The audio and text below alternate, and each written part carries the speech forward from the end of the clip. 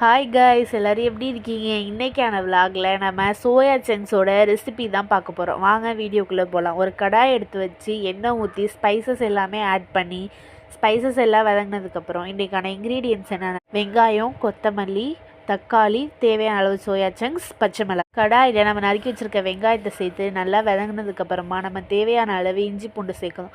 இஞ்சி பூண்டோட பச்சை வாசனை போகிற அளவுக்கு நல்லா வதக்கிட்டு நம்ம நறுக்கி வச்சுருக்க பச்சை மிளகாய், தக்காளி ரெண்டுத்தையும் ஆட் பண்ணி நல்லா வதக்கி விடணும். இது நல்லா வதங்கினதுக்கப்புறமா நம்ம இது கூட மஞ்சத்தூள், மிளகாத்தூள், கரம் மசாலா மூணுத்தையும் சேர்த்து நல்லா வதக்கி விடணும்.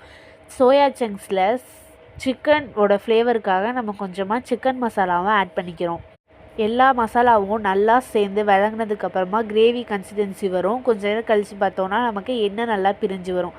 எண்ணெய் பிரிஞ்சு வர ஸ்டேஜில் நம்ம வேக வச்சுருக்க சோயா சங்க்ஸையும் ஆட் பண்ணிக்கணும். சோயா சங்க்ஸோட 2 டம்ளர் தண்ணி ஊற்றி நல்லா கொதிக்க விடணும். கொஞ்சம் நேரம் கழித்து நம்ம அரைச்சி வச்சுருக்க தேங்காய் பாலையும் அதோட ஆட் பண்ணி தேவையான அளவு உப்பு போட்டு நல்லா கொதிச்சதுக்கப்புறமா மேலே கொஞ்சமாக கொத்தமல்லி தழை தூக்கி இறக்கிட வேண்டியதான். இந்த ரெசிபி வந்துட்டு இட்லி, தோசை, பூரி, சப்பாத்தி எல்லாத்துக்குமே பக்கா காம்பினேஷனாக இருக்கும். மறக்காமல் எல்லாம் ட்ரை பண்ணி பாருங்கள். மறக்காமல் எல்லாம் சப்ஸ்கிரைப் பண்ணுங்கள். பாய்.